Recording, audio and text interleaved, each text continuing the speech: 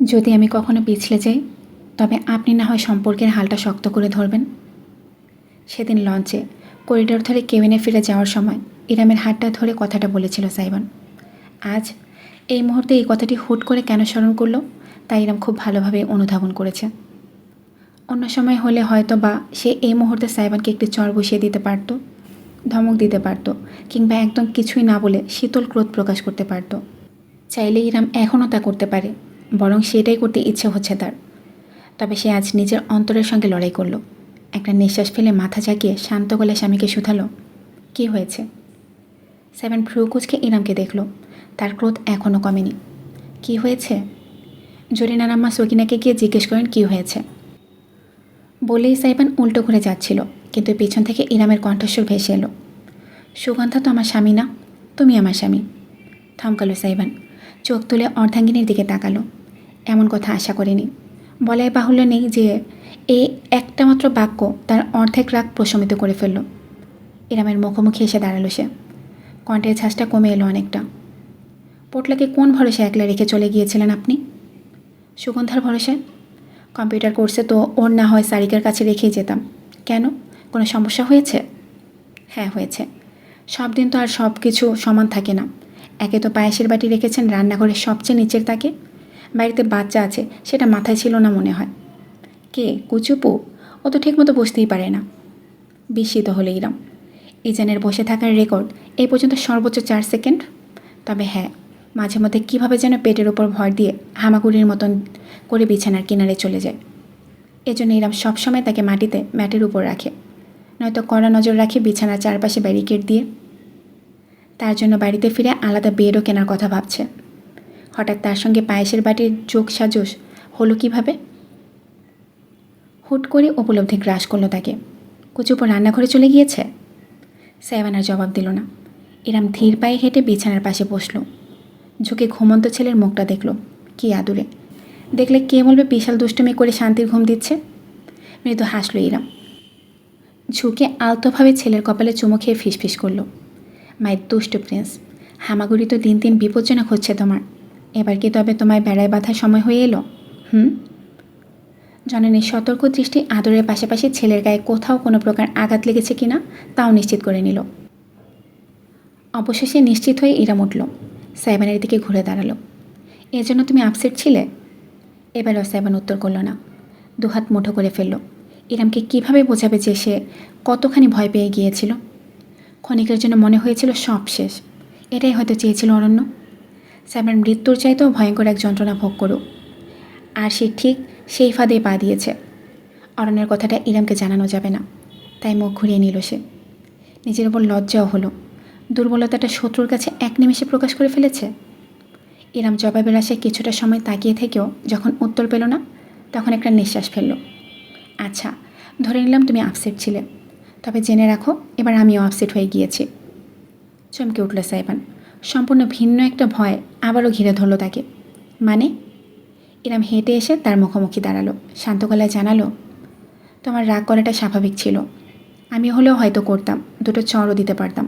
কিন্তু কি জানো তো, শরীরের ব্যথার থেকে মনের ব্যথাটা বেশি লাগে। স্তব্ধ হয়ে ইরামের চোখের দিকে তাকিয়ে রইল সাইবান। স্ত্রী তার ওই একই ভঙ্গিতে শান্তভাবেই জানালো, সামলাতে না পারলে জন্ম দিয়েছেন কেন? স্বামীকে ঘেন্না লাগেনি তখন? সব কিছু জানার পরেও রাগের মাথায় হলেও এই কথাটা তুমি আমাকে বলেছ, তাই আমি আপসেট। সাইবানের অন্তরটা বুঝে চেপে এলো। ইরামের মাঝে কোনো অভিমানের সুর নেই, ক্রোধ নেই, ঘৃণা নেই, প্রতিহিংসা নেই, শুধু সৎ বহিঃপ্রকাশ। কথাটা অর্ধাঙ্গিনীর খারাপ লেগেছে, সেটা স্পষ্ট জানিয়েছে সে। ইরাম দুহাত চেপে বলল, ঘৃণার সঙ্গে সন্তানের সম্পর্ক নেই। আর অরণ্যকে আমি ভালোবাসতাম কি ঘৃণা করতাম সেই অনুভূতি তুমি জানো না।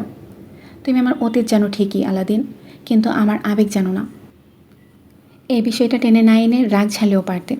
তাছাড়া এত রাতে এমনি এমনি হুট করে বেরিয়ে যাওয়ার মানুষ আমি না, এটুকু বোঝার কথা তোমার। সারিকার পিছনে গিয়েছিলাম, বাকি কি কেন কিভাবে হয়েছে সেই ঝামেলার কথা তোমার মাথা ঠান্ডা হলে বলবো। এটুকুই। এর আমার বেশি কিছুই বলল না, উল্টো ঘুরে গেল। আলমারি খুলে নিজের তোয়ালে বের করে নিল। বাথরুমে যাবে হাত মুখ ধুতে। সে যেই না আলমারি বন্ধ করে ঘুরেছে, অমনি চোখের সামনে দৃশ্যটা দেখে হতবাক হয়ে গেল। তার সামনে মেঝেতে হাঁটু গেড়ে বসে আছে সাইবান, মুখটা নিচের দিকে, দুই হাত হাঁটুর উপর শক্তভাবে মুঠ করে রাখা। আলাদিন, তুমি এখানে কি করছো? সাইবান নড়ল না, শুধু মুখটা তুলে ইরামের দিকে তাকালো। তার কালো চোখের মাঝে জলজলে অনুভূতির জাগরণ দেখা গেল। ইরাম স্পষ্ট দেখল শক্ত একটা ঢোক নেমে গেল ছেলেটার গলা বেয়ে। তারপরে ঠোঁট ফাঁক হলো তার, বেরিয়ে এলো গভীর এক কণ্ঠস্বর। যদি মলম লাগে আপনার ঘায়ে, তবে পতন হোক আমার আপনার পায়ে। ইরামের চোখজোড়া প্রসারিত হলো। তোয়ালে চেপে ধরে সে নিস্তব্ধ হয়ে চেয়ে থাকলো স্বামীর পানে। সাইবান একটা হাত নিজের বুকে রাখলো, তারপর হুট করে খামচে ধরল জায়গাটা। আমি একটা বলদ, গাধা, গরু, ছাগল না, নিরীহ পশুগুলোর নাম আমার সাথে তুলনা করলে ওদেরকে অপমান করা হবে। আমি হলাম আমি, একটা আস্ত বোকা, যে চোরাবালিতে পা দিয়ে একবার ডুবেছি, সে চোরাবালিতে গিয়ে আবার ঝাঁপ দিয়েছি। মানে একটা মানুষ এতটা আহমক কীভাবে হতে পারে? সেদিন বাগানের স্মৃতিটুকু মনে পড়ল ইরামের। এভাবে ছেলেটা নিজেকে দোষারোপ করেছিল, বেদ পর্যন্ত নিয়ে এসেছিল যেন ইরাম তাকে শাস্তি দিতে পারে। ছেলেটা বরাবরই অদ্ভুত থেকে গেল। ওদিকে সাইবান বলেই যাচ্ছে, আমি সরি বলবো না। আপনি আমাকে ঘুরিয়ে জোরে একটা থাপ্পড় দিন, যেন আমার দাঁত কপালে নড়ে যায়। এই থাপ্পড়ের জোরেই আমাকে বারবার মনে করিয়ে দেবে রাগের মাথায় কী বলা যাবে কী বলা যাবে না। ইরামের সত্যি এবার খানিকটা হাসি পেয়ে গেল, কিন্তু সে চেপে সেই নুয়ে বসে স্বামীর মুখোমুখি হলো। সাইবান একটুও দ্বিধা করেননি। এমনভাবে নিজের বুক খামচে রেখেছে যে সেটা দেখে বোঝা যাচ্ছে ব্যথা হচ্ছে। ইরাম তার হাতটা ছাড়িয়ে নিল, সেখানে নিজের হাত রেখে বলল, কামানের গোলা আর কথা কখনো ফিরে আসে না। মানুষ ভূত দেখলে যেমন করে ভয় পায়, সাইবানের মুখটাও ঠিক তেমন দেখালো। ইরামের হাতটা খামচে ধরে নিজের গালে চাপল সে। বিড়ালের মতন মুখ খুঁজতে খুঁজতে আতঙ্ক নিয়ে বলে উঠল, please please please my precious, ঠিক করলেও আপনি আমার, ভুল করলেও আপনি আমার, প্লিজ আমাকে ছেড়ে দেবেন না, কথা বন্ধ করবেন না। আপনি অভিমান করলে আমার জীবন তলিয়ে যাবে। আলাদিন, না প্লিজ, আগে বলুন মাফ করেছেন, এই নিন একটা থাপ্পড় দিন। আলাদিন, পাগলামি করা বন্ধ করো। আমি, প্লিজ চিৎকার করুন, থাপ্পড় দিন, আমি সেটারই প্রাপ্য। সেদিনের পর থেকে আমার ব্রেন সার্কিটের একটা তার এমনভাবে ছিঁড়ে গিয়েছে যে আমি নিজেকেই নিজে চিনতে পারি না, নিয়ন্ত্রণ করতে পারি না। আমি একটা ভাঙাচোরা মানুষ, জোড়াতালি দিয়ে চলি। ইরাম এবার থমকালো। সাইবান তার হাতের মাঝে নিজের মুখ গুজে রেখেছে। তার তপ্ত ত্বক, উষ্ণ দীর্ঘশ্বাস ইরামকে ছুঁয়ে যাচ্ছে। এবার মেঝেতে আসন করে বসে পড়ল রমণী। দুহাতে রাজলায় সাইবানের মুখটা তুলে ধরল নিজের দিকে। স্বামীর চেহারা উদ্ভ্রান্ত, চোখে হারানোর ভয়, আর ঠোঁটে অপরাধবোধের কাঁপুনি। ইরাম বৃদ্ধাঙ্গুলি দিয়ে তার চোখের নিচটা মুছে নিল, সেখানে এখন অশ্রু গড়ায়নি। রমণীর নরম কণ্ঠস্বর শুধালো, কোন দিন? সাইবান চুপ করে রইল। তার ঠোঁটের কম্পন বৃদ্ধি পেল, চোখ জোড়ায় লুকিয়ে ফেলল দৃষ্টি। ইরাম তাড়া দিল না, অপেক্ষা করল। সাইবান প্রায় মিনিট খানিক চুপ থাকার পর বলল, যেদিন আপনি আমাকে আপনার কাছ থেকে তাড়িয়ে দিয়েছিলেন। তাড়িয়ে দিয়েছিলাম? ইরাম স্মৃতিতে জোর দিল। সাইবান তার কাছে এসেছে আর সে তাড়িয়ে দিয়েছে, এমনটা কোন দিন হয়েছে? প্রথম 1 মিনিট সে সত্যিই মনে করতে পারল না, কিন্তু পরে ভেসে এলো একটা দগদগে স্মৃতি। আমার চোখের সামনে থেকে দূর হওয়া আলাদিন। ইরামের বুকটা খিচে এলো বুঝি, ভারী একটা চাপ অনুভূত হলো অন্তর মাঝে। তবে কি সেদিনই?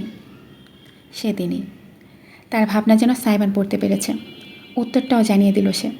ইরাম বিস্ময় এবং আশঙ্কা নিয়ে তাকে দেখল, দাঁতে ঠোঁট কামড়ে ধরল নিজের। পরক্ষণে কাপা গলায় জিজ্ঞেস করল, কে, কেন? সাইবানের ঠোঁটে একটা পরিহাসের হাসি ফুটল। প্রথমটা সে কিছুই বলল না।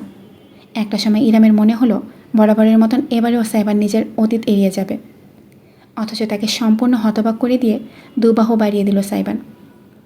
বুকের মাঝে জড়িয়ে নিল অর্ধাঙ্গিনীকে, নিজের মাথাটা কাত করে রাখল কাঁধে, যেন কতকালের প্রাপ্য বিশ্রাম নিচ্ছে। ইরাম নিজের 2 হাতে তাকে আগলে নিল। অস্বাভাবিক উষ্ণতা তাদের ঘিরে ধরল চাদরের মতন। একটি হাত সাইবানের পিঠে এবং অপর হাত তার মাথায় বোলাতে লাগলো ইরাম। সাইবান দীর্ঘক্ষণ কথা বলল না। ইরাম একটুও জোর দিল না।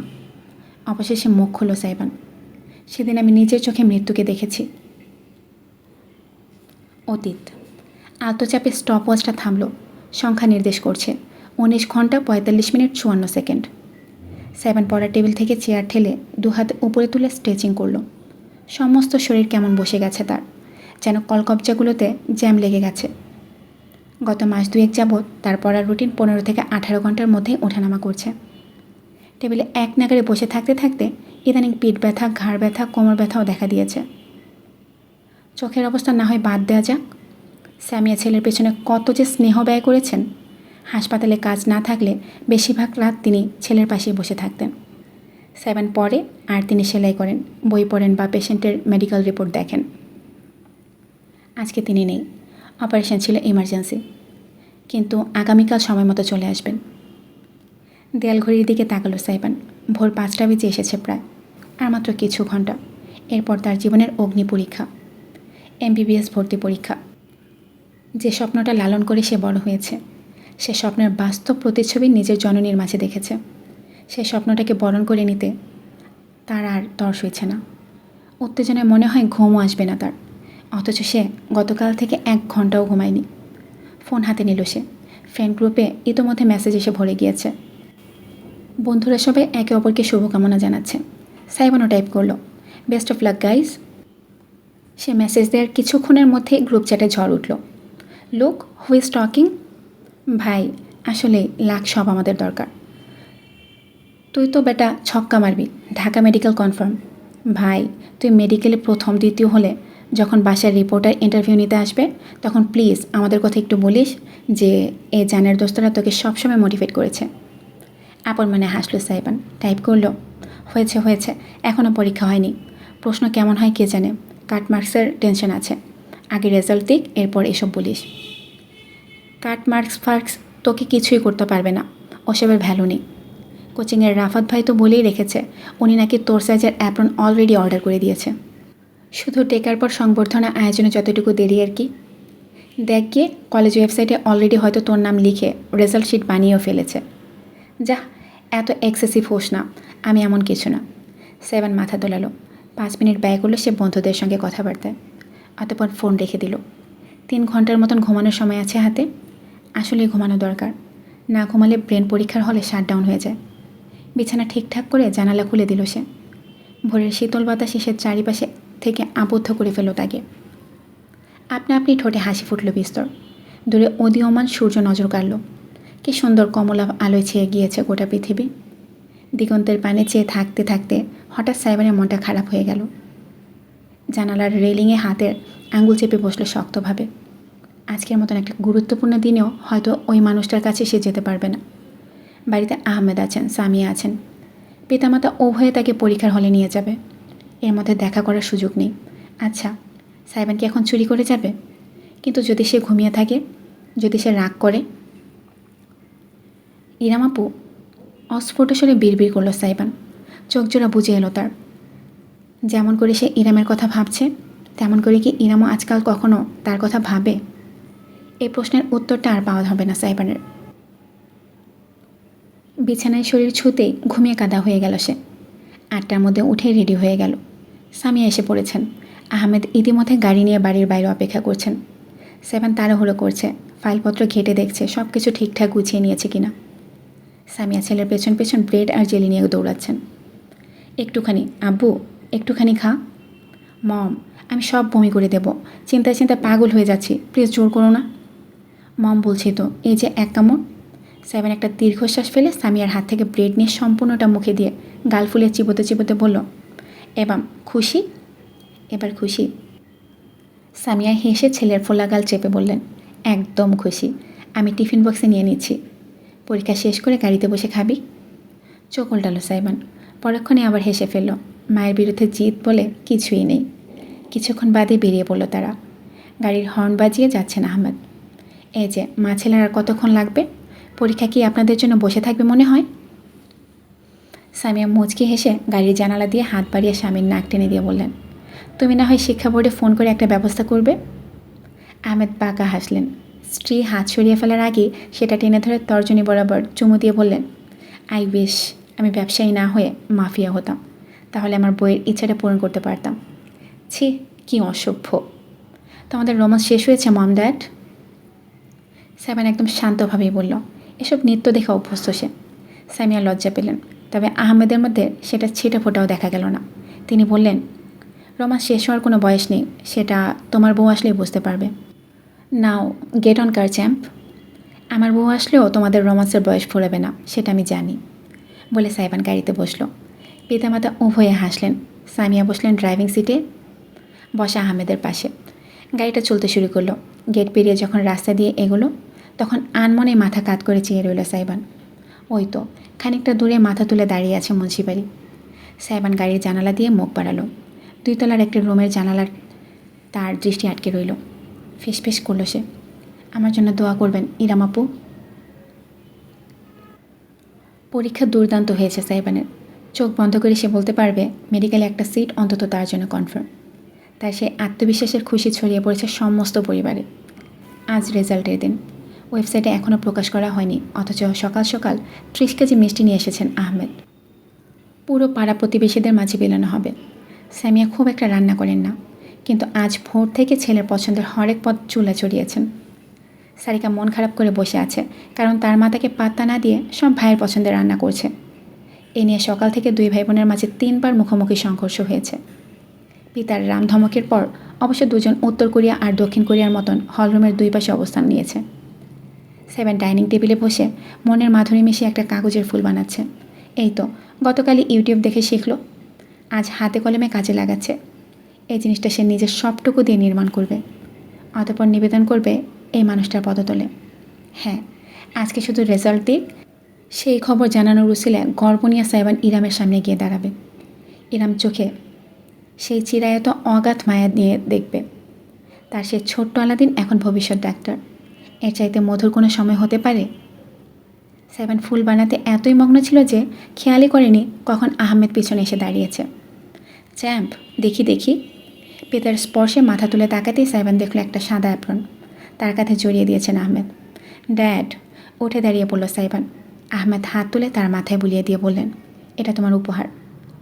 সামিয়া রান্নাঘর থেকে বেরিয়েছেন কিছুক্ষণের জন্য। স্বামীর কাণ্ড দেখে তিনি হাসি আটকাতে পারলেন না। তুমি পারোও বটে, ছেলে তোমার ডাক্তার হতে যাচ্ছে, এখনও হয়ে যায়নি। সে আজ হোক কাল হোক, হবেই তো। ওর প্রথম অ্যাপ্রনটা আমার পক্ষ থেকেই থাক।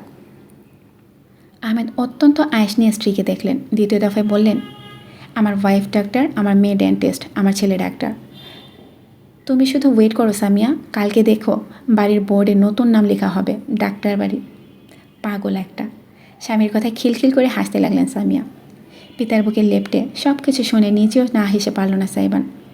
তার দৃষ্টি গিয়ে পড়ল টেবিলে পড়ে থাকা কাগজের ফুলের উপর। আর মাত্র কিছু সময়, এরপরই ধপাস কিছু একটা শব্দে পারিবারিক সময় এবং সাইবানের ভাবনায় ছেদ পড়ল। সকলে মাথা তুলে তাকিয়ে দেখল সোফায় বসে থাকা সারিকার হাতের ধাক্কায় কফি টেবিলে রাখা কয়েকটা মিষ্টির প্যাকেট মেঝেতে পড়ে গেছে। মেয়েটার এক হাতে আইপ্যাড, দৃষ্টি কেমন যেন উদ্ভ্রান্ত। আহমেদ দ্রুত মেয়ের কাছে গেলেন। প্রিন্সেস, কি হয়েছে? সারিকা আইপ্যাডটা নিজের পেছনে লুকিয়ে ফেলল। অপরাধী ভঙ্গিতে বলল, কিছু না ড্যাড। কি ব্যাপার, তুই না ওয়েবসাইট ঘাঁটছিলি? রেজাল্ট পাবলিশ হয়েছে? সামিয়া বললেন। এগিয়ে গেলেন টিভির দিকে। রিমোট হাতে নিলেন। সময় তো হয়ে গিয়েছে, দেয়নি এখনও? সারিকা সকলকে পেরিয়ে সাইবানের দিকে তাকালো ভয়ের তো দৃষ্টিতে। মেঝের মাঝখানে সাদা অ্যাপ্রন পরিহিত ভাই তার দাঁড়িয়ে। সারিকার মাঝে চলে তোলপাড় সে ধরে ফেলেছে, তাই তার চেহারাও কেমন আধার নেমে এলো। এগিয়ে এলো সে, একদম বিনা দ্বিধায় জিজ্ঞেস করলো, সিস, আমার রেজাল্ট দেখেছ? কোন মেডিকেল? আহমেদ প্রশ্ন করলেন। সারিকা এক এক করে বাবা, মা এবং সবশেষে ভাইয়ের দিকে তাকালো। দৃষ্টি লুকিয়ে ফেলল সম্পূর্ণ। মাথা নিচু করে কাঁপা কাঁপা গলায় উত্তর করল, সাই, মেডিকেলে ডেকে নি। ডিসক্লেইমার, সেন্সিটিভ পর্ব। সাইবান একজন ভাগ্যবান ছেলে, চরম লাকি। এ কারণেই তো স্কুল কলেজ থেকে কোচিং পর্যন্ত সব জায়গাতেই ভালো ফলাফল করত। আসলে ওর ব্রেইন ভালো, সেই কারণে অল্প পড়লেও পেরে যেত। হরহামেশে পরীক্ষার জন্য না পড়ে বন্ধুদের সাথে আড্ডা দিয়েও ঠিকই A+ পেত। এগুলো কি ভাগ্য ছাড়া হয়? ভাগ্যের কারণেই সে এত ভালো স্টুডেন্ট ছিল। কিন্তু মেডিকেল ভর্তি পরীক্ষায় তো আর শুধু ভাগ্য দিয়ে হয় না, ট্যালেন্ট লাগে, পরিশ্রম এবং অধ্যবসায় লাগে। তাই সাইবান মেডিকেলে ডেকে নেই। ওর দৌড় ওই স্কুল কলেজের রোল 1 পর্যন্তই। দিন শেষে সফলতা তো পেশা দিয়ে হিসাব করা হয়, রোল নম্বর দিয়ে নয়। এসবই মানুষ আজকাল বলে বেড়ায়, কত কত গল্প, কাহিনী আর গুজব।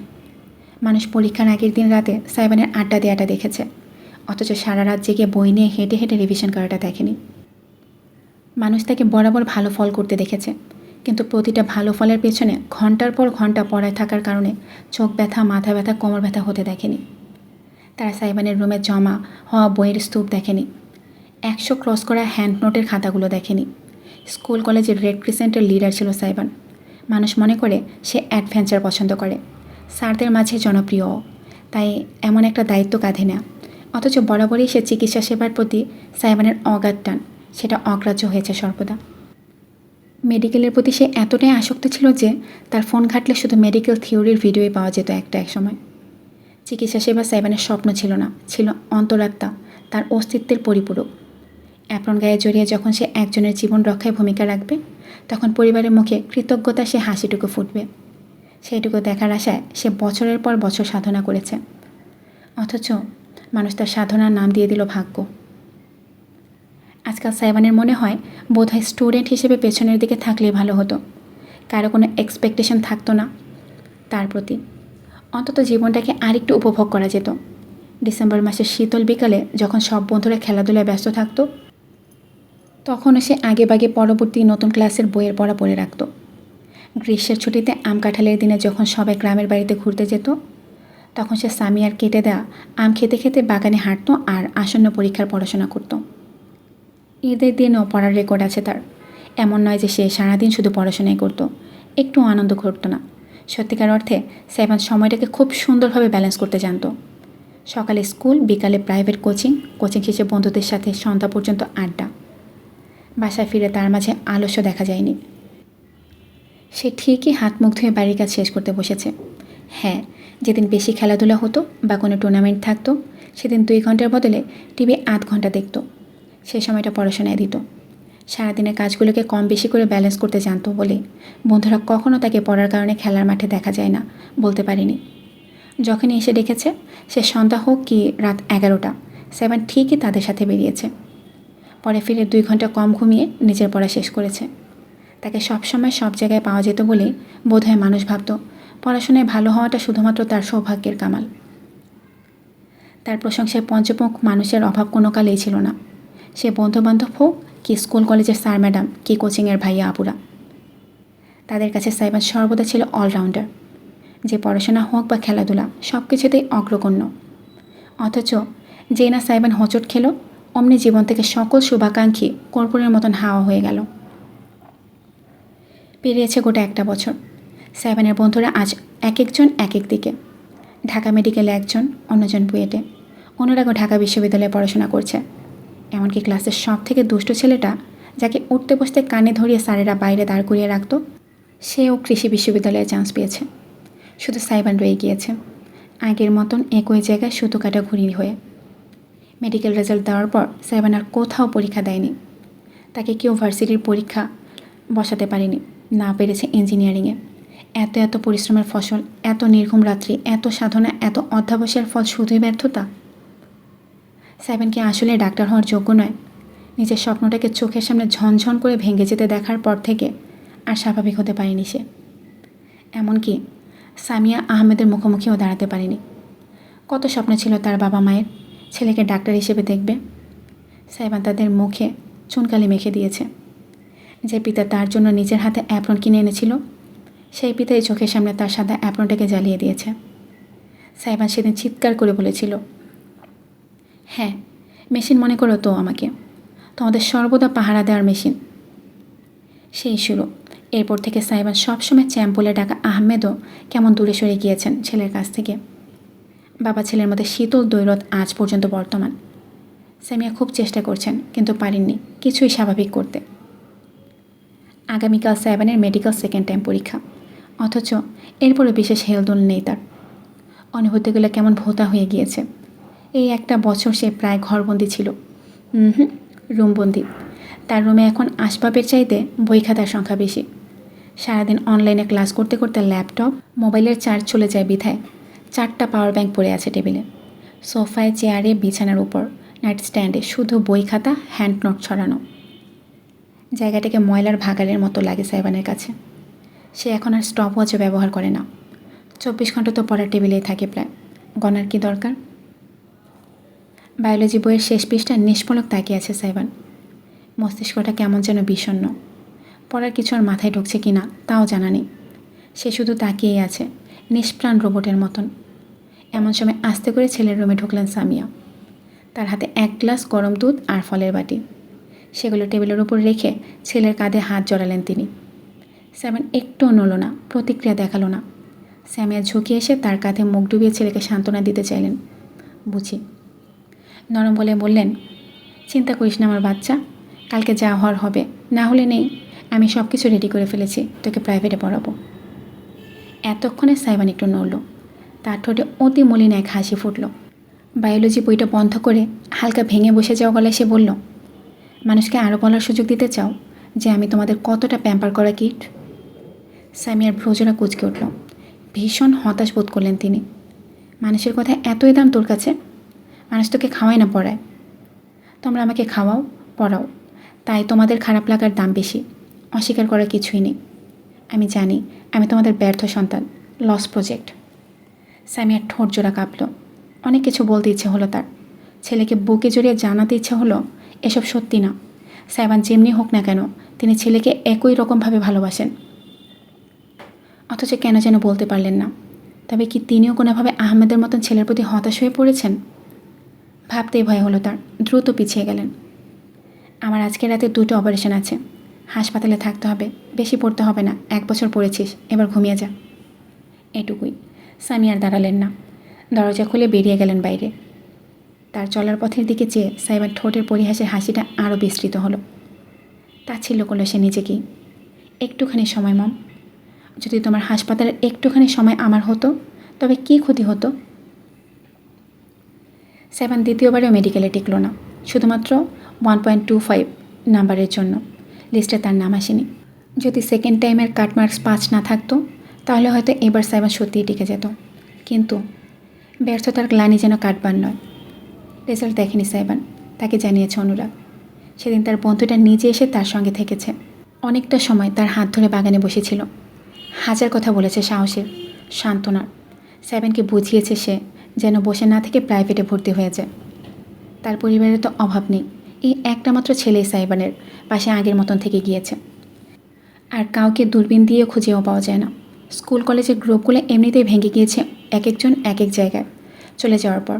তবুও প্রথম দিকের সারিতে যেসব ছেলে মেয়ে ছিল তারা নিত্য একে অপরের সঙ্গে যোগাযোগ রাখে, কিন্তু সেই গ্রুপে সাইবান নেই। আগে বন্ধুরা ফোন দিয়ে নোটস চাইতো, তাকে শাবাশি দিত, কলেজে দেখা হলে লাফিয়ে এসে জড়িয়ে ধরতো। আজকাল তাদের দেখা পাওয়া যায় না। সাইবান মেডিকেলে ভর্তি পরীক্ষার আগে তার ঢাকা মেডিকেলে থাকা বন্ধুকে ফোন দিয়ে পরামর্শ চেয়েছিল। বিপরীতে উত্তর এসেছে, পড়াশোনা নিয়ে ব্যস্ত আছি রে, কার্ড চলছে, পরে ফোন দিচ্ছি। পরে ফোনটা আর আসেনি। সাইবান দ্বিতীয়বার তাকে ফোন করেনি। আগে রাস্তায় বের হলে কলেজের স্যারদের সাথে দেখা হতো, কেমন করুণ দৃষ্টিতে তাকাতো, বলতো, তুমি আরও ভালো করবে ভেবেছিলাম, যাক ভাগ্য, দেখো সামনে কি হয়। সাইবানের কথাগুলো সহ্য হতো না, অতএব দূরত্ব বাড়িয়েছে সে। যে কোচিংয়ে পড়তো সেই কোচিংয়ের বিশাল বিলবোর্ড শহরের আনাচে কানাচে, সেখানে সব সফল ছেলে মেয়েগুলোর হাস্যোজ্জ্বল ছবি। হয়তো ওখানে একটা জায়গায় সাইবানের হওয়া ছিল, কিন্তু হলো না। বাইরে যাওয়া বন্ধ করলো সে। যে সামিয়া তাকে নিয়ে রীতিমতো বড়াই করতেন, সেই সামিয়ার বাড়ি বয়ে এসে প্রতিবেশী আন্টি মিষ্টি দিয়ে গিয়েছে। ভাবি, মেয়েটা চট্টগ্রাম মেডিকেলে টিকে গিয়েছে, এই নেন মিষ্টি, আপনার ছেলেটার এখনও কিছু হয়নি না? পর্দার আড়াল থেকে সাইবান দেখেছে সেদিন সামিয়ার ঠোঁটের হাসিটা কীভাবে মিয়ে এসেছিল। অন্য কারো সন্তানের সফলতা দেখে নয়, বরং নিজের ছেলের ব্যর্থতার ভারে জর্জরিত এক মা ছিলেন তিনি। আর আহমেদ, সাইবানের প্রথম ব্যর্থতাতেই যথেষ্ট ছিল তাকে ছেলের কাছ থেকে দূরে সরিয়ে দিতে। দ্বিতীয়বার আর কিছু বলার থাকে না। এই যে এত গুরুত্বপূর্ণ একটা সময়ও আহমেদ বাড়িতে নেই, তিনি বিজনেস ট্যুরে গিয়েছেন। 3 দিনের সেমিনারের জন্য সিঙ্গাপুরের উদ্দেশ্যে দেশ ছেড়েছেন সামিয়া। না, কেউ আজকাল পাশে থাকার প্রয়োজনও মনে করে না। অনুরাগটা কীভাবে যেন এখনও রয়ে গিয়েছে। ভার্সিটির ক্লাস শেষে সপ্তাহে 2বার কি 3বার এসে অবশ্যই সাইবানকে দেখতে আসে। যখন আসে তখন জোর করে রুম থেকে বের করে এনে খাইয়ে দেয়। মিরাজ মামার টং দোকানে নিয়ে যায় কখনো সখনো। আজকাল নতুন আরেকজন সাগরেদ জুটেছে, তিতলি। তিতলি মেয়েটা প্রথমবারের তেমন একটা আশেপাশে ছিল না, কিন্তু সাইবান মেডিকেলে দ্বিতীয়বার অকৃতকার্য হওয়ার পর অনুরাগের সাথে প্রায়ই আসে। তিতলির মাঝে একটা উজ্জ্বলতা আছে, সে যখন থাকে তখন দুঃখগুলোকে ক্ষণিকের জন্য ভুলে যাওয়া যায়। এই তো সেদিন সাইবান আর অনুরাগকে টানতে টানতে সিনেমা হলে নিয়ে গেল। হ্যাঁ, উপভোগ করতে পারেনি সাইবান, তবে তার জন্য এই দুটো মানুষের চেষ্টাকে সে শ্রদ্ধা জানায়। অনুরাগ আর তিতলি তার মাঝে কী এমন যে দেখে কে বলতে পারে। আজকাল বহুদিন বাদে নিজের রুম ছেড়ে বাড়ির বাইরে এসেছে সাইবান। রাত প্রায় 9টা। সামিয়া আহমেদ দেশের বাইরে। বাড়িতে আছে শুধু সে আর সারিকা। কিছুক্ষণ আগেই সারিকা তাকে জানিয়েছে তার সঙ্গে নাকি কোচিংয়ের এক ভাইয়া দেখা করতে এসেছে। বাড়িতে বসেনি, বাইরেই দাঁড়িয়ে আছে। সাইবান পায়ে পায়ে হেঁটে গেল। তাদের বাড়ির গেটের সামনে দাঁড়িয়ে আছে রাফাত ভাইয়া, সাইবানের সবচেয়ে প্রিয় শিক্ষক। নিজের বাইকের গায়ে ঠেস দিয়ে তিনি অপেক্ষা করছিলেন। সাইবান এগিয়ে গেল। আসসালামু আলাইকুম ভাইয়া, বাড়িতে বসলেন না যে? রাফাত ভাইয়া সোজা হয়ে দাঁড়ালেন, মুচকি এসে মাথা নাড়লেন। না, আসলে সাইবান, আমি ঢাকা থেকে চলে যাচ্ছি। আমার নতুন চাকরি হয়েছে, খুলনায় শিফট, তাই তোমার সাথে দেখা করতে এলাম। ও, অন্য সময় হলে সাইবান ভীষণ অনুভূতি দেখাতো, খারাপ লাগা প্রকাশ করতো, শুভকামনাও জানাতো। তবে আজকাল সব কিছুই ভোতা। তাই কিছু বলা হলো না। রাফাত ভাইয়া চোখ শুরু করে তাকে দেখলেন। কেমন যাতনা হলো তার। সাইবানের মতন উজ্জ্বল ছেলেটা কেমন যেন মুষড়ে গিয়েছে। শক্তিশালী গড়নের পেটানো অ্যাথলেটিক শরীরটা কেমন হ্যাংলা পাতলা দেখাচ্ছে। চোখের নিচে গাঢ় কালি, এককালের গভীর কালো মণিগুলো কেমন নিষ্প্রাণ। রাফাত ভাইয়ের মনে আছে কোচিংয়ে একবার সানস্ক্রিন নিয়ে এসেছিল সাইবান। সেই নিয়ে কী এক মজার কাণ্ডই না ঘটেছিল সেদিন। নিজের রূপের প্রতি অত্যন্ত সচেষ্ট ছেলেটার চেহারা এখন শুষ্ক মলিন, ঠোঁট ফাটা ফাটা, তার সাধের চুলও অনেকটা বেড়ে গিয়েছে, এলোমেলো হয়ে আছে। একটি দীর্ঘশ্বাস বেরিয়ে এলো রাফাত ভাইয়ের বুক চিরে। তিনি একটা প্যাকেট হাতে এগোলেন, সাইবানের হাতে ধরে সেটা রাখলেন। সাইবান অবাক হয়ে সেটি নিল। এটা কি ভাইয়া? খুলে দেখো। সাইবান কৌতূহল বোধ করল না, তবে উপহারের অপমান করা হবে বিধায় সে প্যাকেটটা খুলল। ভেতর থেকে বেরিয়ে এলো একটা সাদা অ্যাপ্রন। চোখ জোড়া বড় বড় হয়ে গেল তার। জলজলে দৃষ্টিতে তাকিয়ে রইল সে অধরা স্বপ্নটার দিকে। রাফাত ভাইয়া তার কাঁধে হাত রাখলেন। Saiban, my dear, you will always be a doctor in my eyes. সাইবানের আঙ্গুলগুলো শক্ত হয়ে বসলো অ্যাপ্রনের মাঝে। ঠোঁট কামড়ে ধরল সে অনুভূতি দিয়ে দমন করতে। শেষ কবে তাকে কেউ এভাবে বলেছে? না, তার নিজের মা বাবাও বলেনি। রাফাত ভাইয়া নিজের একটা হাত সাইবানের মাথায় রাখলেন। তুমি না ডাক্তার, ডাক্তার এভাবে ভেঙে পড়ে? অপারেশন সবসময় সহজ হয় না, সবসময় সব রোগীকে বাঁচানো যায় না। কিন্তু সেজন্য কি একজন ডাক্তার ডাক্তারি ছেড়ে দেয়? বরং ডাক্তার আবারও উঠে দাঁড়ায়, কারণ তারাই পৃথিবীর অভ্যন্তরে মানুষদের একমাত্র ভরসাস্থল। ডাক্তাররা হলো ফাইটার। মেডিকেল সায়েন্সের সাথে যুক্ত প্রত্যেকটা ওয়ার্ড বয়, কর্মচারী, নার্স, মেডিকেল স্টুডেন্ট, প্রফেসর এক একজন ফাইটার। সেই মহৎ সেবার উদ্দেশ্যেই তুমি নিজেকে গড়েছ। পেশাটা অর্জন করতে পেরেছ কি পারোনি ডাজন্ট ম্যাটার। শিক্ষাটাকে কাজে লাগাও, উঠে দাঁড়াও। তুমি যখন উঠে দাঁড়াবে দেখবে তোমার সামনে হাজারো পথ খুলে গেছে। 1 বছরে 1 ফোঁটাও কাঁদেনি সাইবান, অথচ এই মুহূর্তে তার চোখ বেয়ে টপ টপ করে অশ্রু গড়াচ্ছে। রাফাত ভাইয়া তার মুখটা ধরলেন, নিজের রুমাল বের করে অশ্রু মুছিয়ে দিলেন। নরম গলায় বললেন, স্বপ্নের কোনো সীমা নেই ছেলে। সে অসীমের ভেতরে হাতড়ে দেখো, কোথাও তোমার লালিত শখ আজও বাস করে। সাইবান চোখ তুলে তাকালো রাফাত ভাইয়ের দিকে। ঝাপসা দৃষ্টিতে তাকিয়েই রইল। তিনি নিজের বাইকে চেপে বসলেন। তাকে বিদায় জানানোটা আর হলো না সাইবানের। সে নিশ্চুপ ঠাঁই দাঁড়িয়ে থাকলো যতক্ষণ না রাফাত ভাইয়ের বাইকটা দৃষ্টিসীমার আড়াল হয়। তারপরে হুট করে সে ঘুরে তাকালো। রাস্তার ওপাশে দেখা মিলল দণ্ডায়মান মুন্সিবাড়ির 2 তলার আলো এখনও জ্বলছে। দ্রুত নিজের অশ্রু মুছে নিল সাইবান, অতঃপর দৌড়াতে শুরু করলো। বিনা দ্বিধায় সে ঢুকে গেল বাড়িটার ভেতরে, যেখানে বহু বছর তার পা পড়েনি। বসার ঘরে বসে নিজের পড়াশোনা করতে থাকা ইহান তাকে উদ্ভ্রান্তের মতন ছুটে ঢুকতে দেখল, কিন্তু কিছু বলল না, আটকালও না। সাইবান সিঁড়ি টপকে লাফিয়ে চলে গেল 2 তলার ঘরটায়। দরজা খুলে ঢোকে কণ্ঠে আকুল আবেদন নিয়ে ডেকে উঠল, ইরাম আপু। সারিকা টিভির সামনে বসে আছে, তবে টিভির দিকে বিশেষ কোনো মনোযোগ নেই তার। পড়াশোনার ব্যস্ততা একটু কম, কারণ কিছুদিন আগে মাত্র প্রফ শেষ হয়েছে। বাড়িটাতে থাকতে ইদানিং তার ভালো লাগে না, যেন গুমট মেঘ ভেসে বেড়ায় বাতাসে। অদ্ভুত বিষণ্ণতার দহন। দেয়ালে দেয়ালে শুধু হতাশায় দীর্ঘশ্বাস। সে কতক্ষণ নিজের চিন্তায় মগ্ন ছিল বলতে পারবে না। হুট করে হন্তদন্ত হয়ে সে বাড়ির ভেতর ঢুকতে দেখল সাইবানকে। সাই, রাফাত ভাইয়ের সাথে দেখা করেছিস? সারিকা প্রশ্ন করলো, কিন্তু উত্তর এলো না। সাইবান ফিরেও তাকালো না তার দিকে। দৌড়ে গেল ঊর্ধ্বশ্বাসে, যেন পেছনে বাঘ পড়েছে। সাইবানের রুমটা নিচতলায়। সেদিকে এসে আড়াল হয়ে গেল। সারিকা দূর থেকে ঠাস করে দরজাটা আটকানোর শব্দ শুনল। এরপর পিনপতন নীরবতা। হাতের মাঝে থাকা রিমোট আঁকড়ে ধরল সারিকা। ব্যাপারটা কি হলো? প্রথমটা সে বিশেষ কিছু না ভাবার চেষ্টা করলো। সাইবান তো বেশিরভাগ সময় রুমেই কাটায়। মাথা ছেড়ে টিভির দিকে তাকালো সে। তবে ক্রমশ তার অন্তর ছটফট করতে লাগলো। কেমন যেন লাগছে, একটা অশুভ অনুভূতি হচ্ছে। অজান্তেই বারবার সাইবানের রুমের দিকে ফিরে ফিরে তাকাচ্ছে সে। তার মুখটা দেখার সুযোগ হয়নি, কিন্তু ক্ষণিকের জন্য মনে হয়েছিল ভাই হয়তো কাঁদছে। যখন ঘড়ির কাঁটা 11টা ছুঁয়ে গেল, তখন সারিকা আর সইতে পারল না। উঠে এলো, রুমের দরজা ধাক্কা দিল, জোরে ডাকলো, সাই, সাই শুনতে পাচ্ছিস? দরজা খোল, খাবি না? নৈশব্দ, কোনো সাড়া নেই। সারিকা প্রায় মিনিট 10 দরজা ধাক্কাধাক্কি করলো। এরপরও কোনো প্রতিক্রিয়া এলো না। এবার রমণী সত্যিই ভয় পেল। সাইবান যতই ডিপ্রেস থাকুক না কেন, অন্তত এরকম করে না। সারিকা ডাকাডাকি করলে অন্তত জবাব দিয়ে হলেও বলতো চলে যেতে, তাকে একা থাকতে দিতে। তবে আজ এমন কেন করছে? ভাবতে ভাবতে মেঘের গর্জনের শব্দ কানে গেল সারিকার। আকাশে বিদ্যুৎ চমকাচ্ছে। ঝড় হবে নাকি? প্রকৃতি কি অঘটনের ইঙ্গিত দিচ্ছে? মাথা চেপে ধরল সারিকা। সাই, ভাইয়া, সাই, শেষ ভয় পাচ্ছি, কিন্তু দরজা খুলতে হবে না, শুধু জবাব দে তুই ঠিক আছিস। ধপাস। জবাব এলো না, কিন্তু সারিকা ভেতর থেকে ভারী কিছু শব্দ শুনল। জিনিস পড়েছে নাকি মানুষ? হাড় হিম হয়ে গেল তার। সারা শরীর কাঁপতে লাগলো। না, আর সম্ভব না। ছুটে গেল সে। সোফার উপর থেকে নিজের ফোন নিয়ে সবার আগে কল করলো অনুরাগকে। আহমেদ সামিয়া কাউকে ফোন দিয়ে লাভ নেই। যে সবচেয়ে কাছে আছে, যে সবচেয়ে ভরসার, তাকেই ডাকা দরকার। অনুরাগ ফোন রিসিভ করতে সারিকা কেঁদে ফেলল। সাই, সাই 2 ঘন্টা ধরে দরজা খুলছে না, আমি আসছি। খুব সংক্ষিপ্ত জবাব দিল অনুরাগ। একটাও কথা বাড়ালো না। সারিকা পায়চারি করতে লাগলো। ক্ষণে ক্ষণে গিয়ে সাইবানের রুমের দরজা ধাক্কালো। না, কোনো সাড়া আসছে না। মুন্সিবাড়িতে যাবে কি? রাহাত ইহানকে ডেকে আনবে? যতই রাগ থাকুক, এই বিপদের দিনে তো অন্তত পাশে দাঁড়াবে। এইভাবে সারিকা যেই না রওনা হচ্ছিল, তখনই ভেতরে ঢুকলো অনুরাগ। প্রচণ্ড উদ্ভ্রান্ত দেখাচ্ছে ছেলেটাকে, ঘেমে নিয়ে একাকার।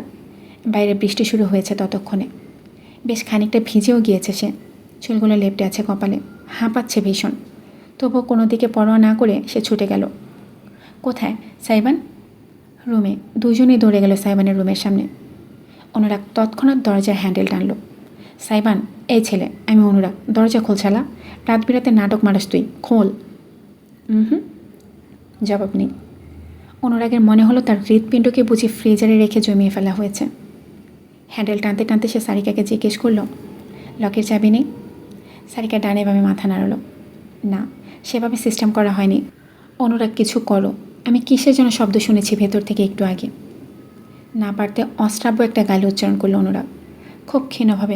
মানুষকে নয়, পরিস্থিতিকে সহ্য হচ্ছে না তার। সাইবান, দরজা খোল সাইবান, সাইবান। চিৎকার করতে করতে অনুরাগের গলা ভেঙে গিয়েছে। সারিকা তার সঙ্গে দরজা ধাক্কাতে ধাক্কাতে হাউমাউ করে কাঁদছে। Sai please, just once, just one more time please. Sai please, ফিরে আয় সাই। তোকে আর কেউ বকবে না, কেউ তোকে লুজার বলবে না। ড্যাড তোর ওপর আর রাগ করে থাকবে না। আমি থাকতে দেব না, শুধু একবার ফিরে আয় না ভাইয়া, প্লিজ।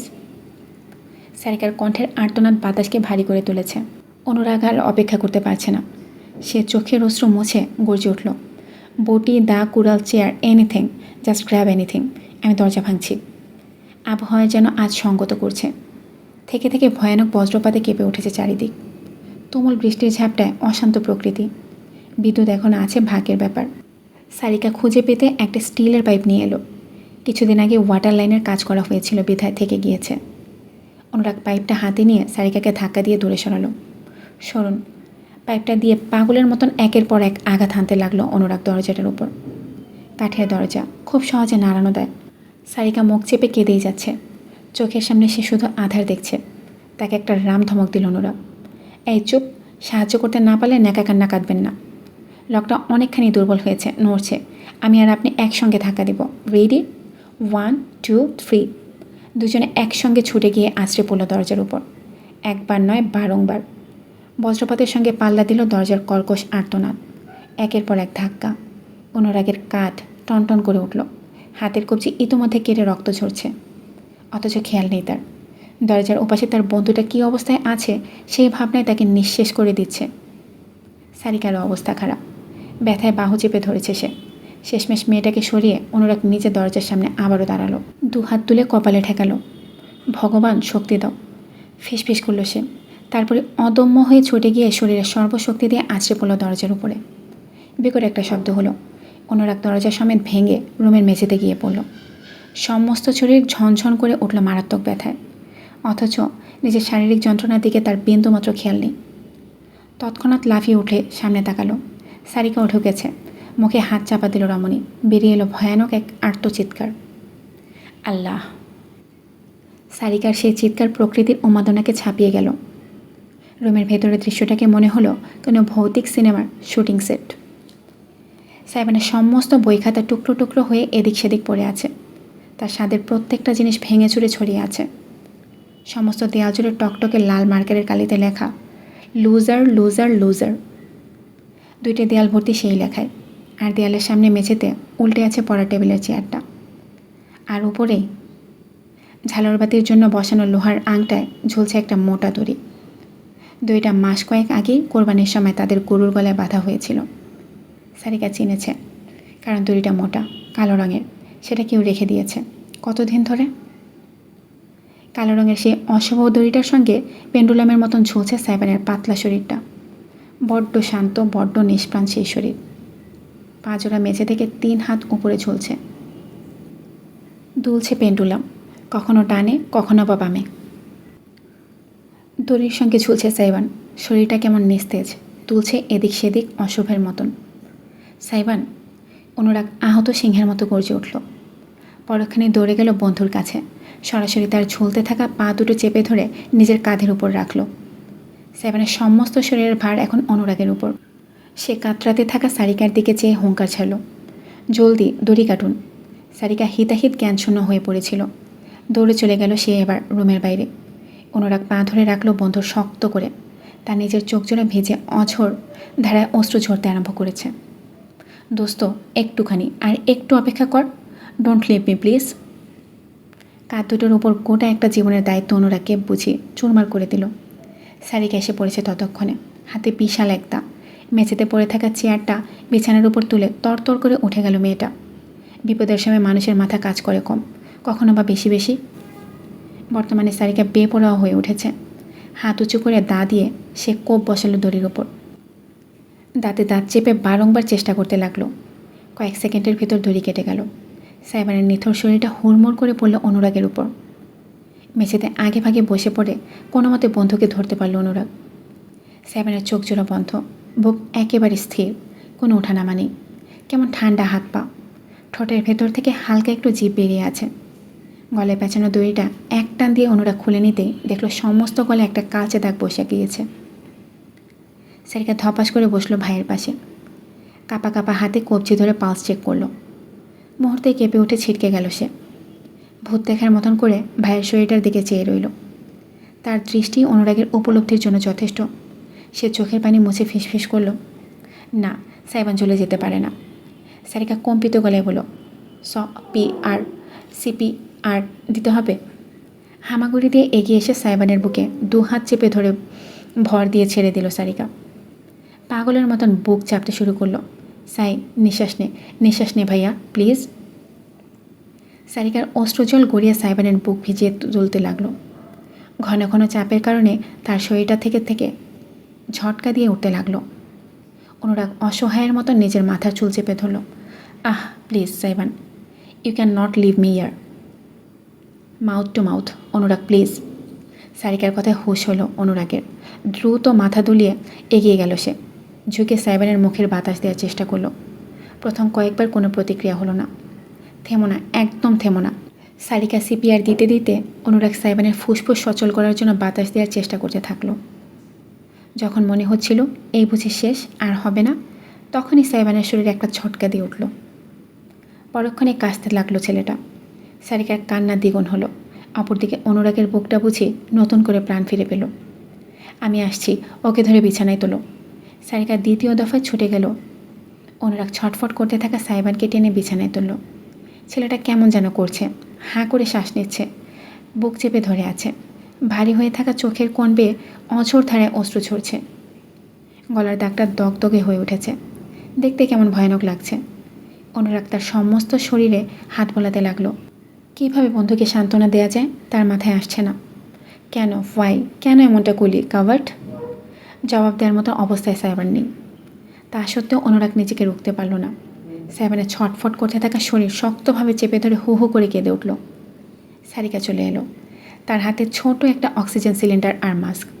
লাফিয়ে বিছানায় এসে সাইবানের ঘাড় চেপে ধরে অক্সিজেন মাস্কটা উড়িয়ে দিল সারিকা।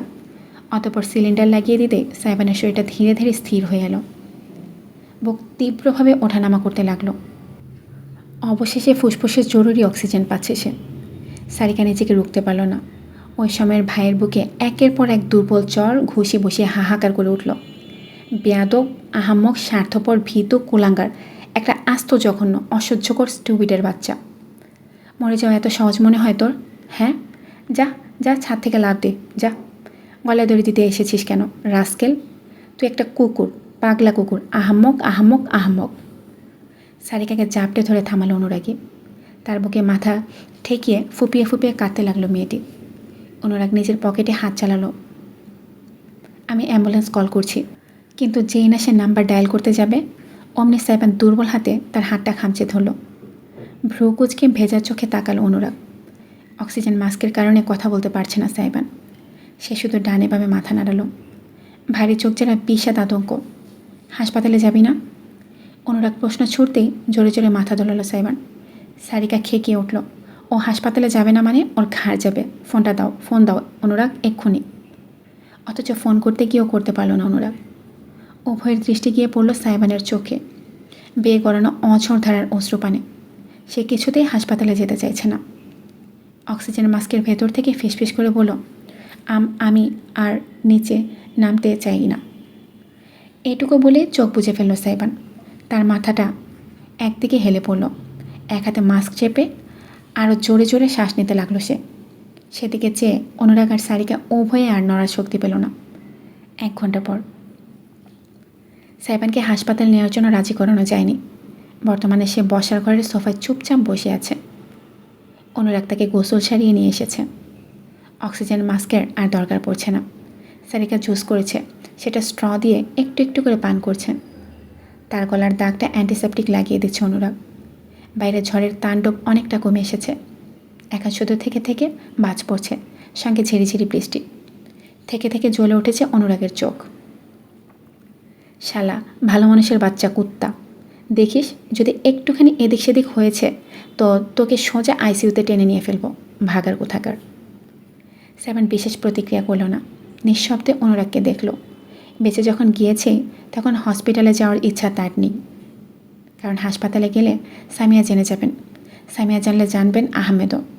এরপর থেকে হয়তো সাইবান আয়নার সামনে দাঁড়িয়ে আর কোনো দিনও নিজের মুখ পর্যন্ত দেখাতে পারবে না। নিজেকে তার স্বার্থপর মনে হবে, কাপুরুষ মনে হবে। মৃত্যুর মতন একটা সহজ পথ বেছে নিতে চেয়েছিল সে জীবনের যন্ত্রণা থেকে বাঁচতে। অত্যন্ত লজ্জাজনক, নিকৃষ্ট এক সিদ্ধান্ত। যদি সামিয়া জানতে পারেন তবে আর সইতে পারবেন না, কোনো দিনও না। অজান্তে জুসের গ্লাসে আঙুল চেপে বসলো সাইবানের। কিচেনটা গুছিয়ে সারিকা ফিরে এলো। অনুরাগও তখন ব্যান্ডেজ ছেড়ে ফেলেছে। সে সুচারু দৃষ্টিতে সারিকাকে দেখে বলল, আপনি শিওর হাসপাতালে না নিলে সমস্যা হবে না? সারিকা মাথা দোলালো। আগের তুলনায় অনেকটা শান্ত আর ধীর স্থির দেখাচ্ছে তাকে। হ্যাঁ, কিন্তু কালকে সকালে আমি আমার বান্ধবীর পরিচিত একজন ডাক্তারের ক্লিনিকে ওকে চেক আপ করতে নিয়ে যাব। ভ্রু কুঁচকে ফেলল সাইবান।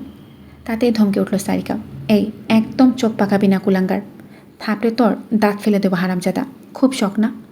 কালকে ট্রাকের নিচে একটা ধাক্কা দেব, লীলা খেলার সাঙ্গ হয়ে যাবে, খুশি?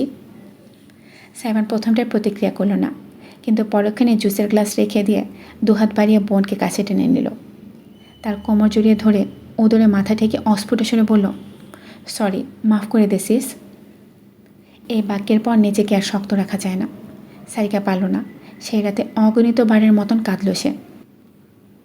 ঝুঁকে ভাইয়ের কাঁধ জড়িয়ে ধরে তার মাথায় চুল টেনে ধরে ফোপাতে ফোপাতে বলল, তোর একবারও আমাদের কথা মনে পড়েনি সাই? মম, ড্যাড, আমি কিভাবে থাকতাম তোকে ছাড়া? অনুরাগের কথা মনে পড়েনি? তোর কাছের মানুষগুলোর কথা একটুও ভাবলি না তুই? এতই ক্ষোভ, এতই রাগ। তুই চলে গেলে এ সমাজের কিচ্ছু যায় আসতো না, বিশ্বাস কর। দুদিন গল্প করে সবাই ভুলে যেত, কিন্তু মম ড্যাড ভুলতে পারতো না। তারা সন্তান হারা হতো, আমি ভাই হারা হতাম, অনুরাগ বন্ধু হারা হতো। এতগুলো মানুষের অশ্রুর কোনো মূল্য নেই তোর কাছে? এতই ঠনকো আমরা। যে পথে যাচ্ছিলি সেই পথে কি তোর কোনো সুখ মিলত? আল্লাহকে কি জবাব দিতি? আপনার পরীক্ষায় পাশ করতে পারিনি বলে কাপুরুষের মতন পালিয়ে এসেছি? জাহান্নামের উত্তাপ সইতে পারতি? পরকালে সুখে থাকতি? সাইবান জবাব দিতে পারল না, চুপটি করে রইল। সারিকা অনুভব করল তার উদরে যেখানে মুখ গুজে আছে সেখানে টি শার্টের অংশটা ক্রমশ ভিজে উঠেছে উষ্ণ তরলে। ভাই তার কাঁদছে, তাকে কাঁদতে দিল সারিকা, নিজেও তাল মিলিয়ে কেঁদে গেল। অনুরাগ সরে এলো কাছে, বন্ধুর পিঠে হাত রেখে ঝুঁকে তার কাঁধে কপাল ঠেকে গভীর গলায় বলল, কোনো ধর্মই আত্মহনন সমর্থন করে না রে সাইবান। আমাদের ভগবত গীতায়ও বলা আছে এই কথা। আমি তো জানতাম তোদের ধর্মও একই কথা বলে, তবে কেন এই সিদ্ধান্ত? অনুরাগ একটু থামল, অতঃপর আবারও বলল, বেশি কষ্ট পেয়েছিলি? বেশি হতাশা হয়ে গিয়েছিল? আমার কাছে চলে আসতি, আমি তোকে লুকিয়ে রাখতাম, তোকে নিয়ে ট্যুর দিতাম দূর কোনো পাহাড়ে বা সমুদ্রে, যেখানে তোকে এই সমাজ ছুঁতে পারতো না। আমার কি দোষ ছিল বল? কেন আমাকে তুই একলা করে দিতে চাইছিলি? সাইবানের কাছে এবারও কোনো জবাব নেই। সারিকা ভাইয়ের কাজ চাপড়ে বলে উঠল, তুই পারবি সাই, ভেঙে পড়ার জন্য তোর জন্ম হয়নি। ভুলে গিয়েছিস জীবনে কতটা পথ পাড়ি দেওয়া হয়েছে? এবার না হয় একটু বেশি দুঃখের দিন চলেছে, তা বলে কি সুখ আসবে না? সুখ আসবে সাইবান, কিন্তু হতাশার দুয়ার দিয়ে নয়, আত্মবিশ্বাসের দুয়ার দিয়ে।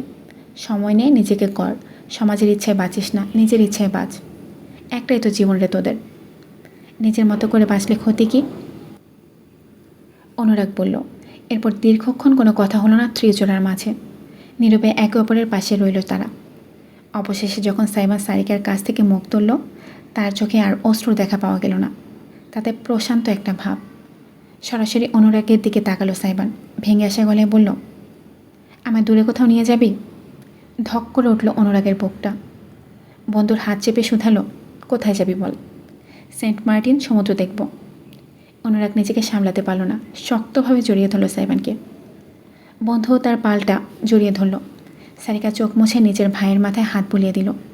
সেই রাতে কেউই আর একটা কথাও বলতে পারল না একে অপরকে। সময় চিরবহমান, তাকে থামানো যায় না। কলকলে নদীর মতো সে বয়ে চলে। আহমেদ সামিয়া দুজনে বিদেশ থেকে ফিরে এলেন। সারিকা জানালো সাইবান বন্ধুদের সঙ্গে ট্যুরে গিয়েছে। সামিয়া বিশেষ আপত্তি করলেন না, তার ছেলেটা অবশেষে ঘর থেকে বেরিয়েছে, এটাই তার কাছে অনেক। সেন্ট মার্টিন থেকে সাইবান ফিরল 1 সপ্তাহ পর। আর সে যখন ফিরল তখন বাড়ির অধিকাংশ মানুষই তাকে আর চিনতে পারল না। সারিকা নিজের পরীক্ষার পড়া তৈরি করছিল, পাশেই সামিয়া সোফায় বসে মেয়ের জন্য ফল কাটছিল। আজ তার হাসপাতাল থেকে ছুটি, বিশেষ দরকার না হলে যাওয়ার স্কেজিউল নেই। আহমেদ ইদানিং বেশিরভাগ বাড়ির বাইরেই থাকেন, তাকে বাড়িতে খুঁজেও লাভ নেই।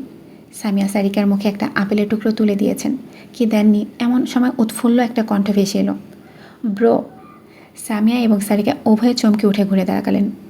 বাড়ির সদর দরজার সামনে দাঁড়িয়ে আছে সাইবান, পরনে নাইলনের জ্যাকেট আর ট্রাউজার, গলায় মাফলার পেঁচানো, এক কাঁধে ঝোলানো ব্যাগ, চুলের নতুন হেয়ার কাট দিয়েছে স্পষ্ট। আগের হ্যাংলা পাতলা শরীরে হালকা মাংস পড়েছে বলে মনে হচ্ছে। চোখের নিচে ডার্ক সার্কেল নেই, উজ্জ্বল চেহারা, জলজলে কালো মণি, আর ঠোঁটে বিরাট হাসি। সুচালো দাঁত দুটো দেখা যাচ্ছে স্পষ্টভাবে। সারিকা ভরকালো, তবে সামিয়া ভীষণ উত্তেজিত হয়ে পড়লেন। লাফিয়ে উঠে দাঁড়িয়ে ছুটে গেলেন ছেলের দিকে। সাইবান দৌড়ে এসে কোনো কথাবার্তা ছাড়াই মায়ের কোমর জড়িয়ে তুলে চারপাশে বন বন করে ঘোরাতে ঘোরাতে হাসতে লাগলো। সামিয়া ছেলের কাজ চেপে ধরলেন, আরে আরে আল্লাহ, নামা আমাকে, নামা। My dear bro, did you miss me? Bro আবার কি, মা হই তোর। তাতে কি, আমার বন্ধু না তুমি? নামা, ছেলে তোর কোমর ভাঙবে। সাইবান আস্তে করে সামিয়াকে নামিয়ে রাখল। ধরফর করতে থাকা বুক চেপে সামিয়া হাসি দিয়ে চেয়ে রইল সাইবানের দিকে। এ ছেলের হঠাৎ কি হলো? সেন্ট মার্টিনের বাতাসের এত জোর নাকি? সাইবান ঘুরে সারিকার দিকে এগোলো। বোন তার তখনও চোখে অবিশ্বাস নিয়ে ড্যাব ড্যাব করে চেয়ে আছে। তেজো ঘেঁষে ঝুঁকে খপ করে তার ফলের বাটি থেকে আপেল তুলে নিজের মুখে ঠুসে দিল সাইবান। খেয়ে খেয়ে এমনিতেই ঢোল হচ্ছিস, এবার কি ঢাক হওয়ার শখ হয়েছে? ইয়া সাই, তরাক করে লাফিয়ে উঠল সারিকা, ভাইয়ের চুল টেনে ধরল। ছাড় দিল না সাইবানও, বোনের লম্বা চুলের মুঠি টেনে ধরল। পুরুষ নির্যাতনের জন্য হাত নিষ্পিস করে সবসময় না? তোকে আমি মামলা দিয়ে দেবো সাই। দে না, আমিও তোর নামে পোস্টার ছাপাবো, পুরুষ নির্যাতক, জীবনে বিয়ে হবে না তোর। দুই ভাই বোন চুল টানাটানি করতে করতে সোফায় গড়িয়ে পড়ল। সামিয়া ঝাপসা চোখে চেয়ে রইলেন। আজ কতদিন বাদে তিনি এই দৃশ্যটা দেখছেন। মনে করতে পারলেন না। এগিয়ে গেলেন তিনি, সাইবানকে তুলে অযথায় নিজের বুকের মাঝে জড়িয়ে ধরলেন। তার মাথা বরাবর চুমু খেয়ে ফিসফিস করলেন, আমার আব্বুটা। সাইবান প্রথমটায় বরফ হয়ে রইল। পরক্ষণে মুচকি হেসে জননীকে শক্তভাবে জড়িয়ে ধরে বলল, আম হোম মামা, আম হোম। পাশ থেকে দৃশ্যটা দেখতে দেখতে নিজের এলোমেলো চুল গুছিয়ে নিল সারিকা। মুখ ঘুরিয়ে মায়ের আড়ালে মুছে নিল এক ফোঁটা অবাধ্য অশ্রু। সেদিন রাতের বেলা তালাবদ্ধ একটা রুমের ভেতরে ঢুকলো সাইবান। ছেলে ট্যুর থেকে ফিরেছে বিধায় সামিয়া আয়োজনের কমতি করেননি। পরিবারের সঙ্গে সময়টা আনন্দে কেটেছে তার। অনুরাগা তিতলিও এসেছিল কিছুক্ষণ আগে। এখন সামিয়া আর সারিকাদের সঙ্গে নিস্তলে গল্প করছে তারা। সকলের চোখ এড়িয়ে সাইবান এখানে এসেছে। তার একটা কাজ করার প্রয়োজন আছে। রুমটা মূলত স্টোর রুম। সে ভেতরে ঢুকতেই বদ্ধ একটা গন্ধ নাকে গেল, কিন্তু খুব কড়া নয়, সহনশীল। হাতটা লাইট জ্বালিয়ে দিয়ে উজ্জ্বল হলুদ আলোয় উদ্ভাসিত হলো চারপাশ। পরনের জ্যাকেটটা খুলে ফেলল সাইবান। উন্মুক্ত হলো তার গলা। সেখানে এখনও হালকা দাগ বর্তমান। দরজাটা আটকে সে এগোলো। সামনে কার্ডবোর্ডের বক্স স্তরে স্তরে সাজিয়ে রাখা। একপাশে বেশ কিছু অপ্রয়োজনীয় আসবাব কাপড় দিয়ে ঢেকে রাখা। সাইবান গিয়ে থামলো এক কোণে অতি যত্নে মখমলের কাপড় দিয়ে মুড়িয়ে রাখা একটা বস্তুর দিকে। হালকা ধুলে স্তর জমেছে ওপরে। সেদিকে দীর্ঘক্ষণ চেয়ে হাত তুলল সাইবান। একটানে মখমলি কাপড়টা সরিয়ে ফেলতেই ধুলে পড়ল বাতাসে মেঘের মতন। সে ধোঁয়াটে আস্তরণ মিলিয়ে যেতেই দেখা মিলল বস্তুটি। অসংখ্য বোতাম, একপাশে রিমিক্সিং ডিসপ্লে, হেডসেট, সঙ্গে সাউন্ড বক্স। সাইবানের অতি শখের এক জন্মদিনের উপহার, যেটা সে স্কুল আর কলেজে থাকাকালীন বার কয়েক ব্যবহার করেছে, স্কুলের অনুষ্ঠান না হয় কলেজের বন্ধুর জন্মদিনের পার্টিতে। সবটাই ছিল অনুরোধ আর শখ থেকে। বস্তুটি ডিজে কন্ট্রোলার। স্বপ্নের কোনো সীমা নেই ছেলে। সে অসীমের ভেতরে হাতড়ে দেখো, কোথাও তোমার লালিত শখ আজও বাস করে। সাইবানের কানে বাজল রাফাত ভাইয়ের বলা শেষ কথাগুলো। স্বপ্নের তো কোনো সীমা নেই, লালিত শখ তার সামনেই আছে, যে শখকে স্টোর রুমে আবদ্ধ করে রেখেছিল কয়েক বছর ধরে, যেন ডাক্তার হওয়ার স্বপ্নটা পূরণ করতে পারে। সাইবানের বুক থেকে আজ কোনো দীর্ঘশ্বাস বেরোলো না। একটি হাত বাড়িয়ে দিল সে। ডিজে কন্ট্রোলার বক্সটার বোতামগুলো ছুঁয়ে দিল অতি যত্নে। একটা সময় সাউন্ড রিমিক্স করায় এতটাই আসক্ত হয়ে পড়েছিল সে, নিজেই নিজের শখটাকে গলা টিপে তালাবদ্ধ করে রেখেছিল যেন পড়াশোনায় ব্যাঘাত না ঘটে। যেখানে স্বপ্ন ফুরায় সেখানে শখ শুরু হয়। কন্ট্রোলারের দিকে তাকিয়ে মুচকি হাসল সাইবান। আপন মনে ফিসফিস করল, তারা আমার চোখে অশ্রু দেখতে চেয়েছিল, আজ আমি প্রাণ খুলে হাসবো, শুধু হাসবো। তারা আমার অধপতন দেখতে চেয়েছিল, আমি তাদের আমার সফলতা দেখাবো। তারা আমাকে পায়ে ঠেলে দিয়েছিল, তাদের মাথায় উঠিয়ে রাখলেও আমি সেথায় ঠাঁই দেব না। তারা আমাকে নিজ ফ্যামিলির প্যাম্পার্ড কিড ভেবেছিল, আমি তাদের শয়নে স্বপনে আমার নামের জয়ধ্বনি শোনাবো। আমার নামটা তারা ভুলে যাবে না, ভুলতে পারবে না, ভুলতে দেব না। আমি সাইবান আলাদিন, ডিজে আলাদিন। যন্ত্র জবাব দিতে জানে না, যদি জানতো তবে কি বলতো? সাইবান বেশি ভাবল না। কন্ট্রোলার, হেডসেট একে একে তুলে নিয়ে আপন মনে খানিক তির্যক হাসল। গলার প্রায় মিয়ে আসা দাগটা হলদে আলো জল জল করে উঠল যখন সে বলল, are you ready my partner?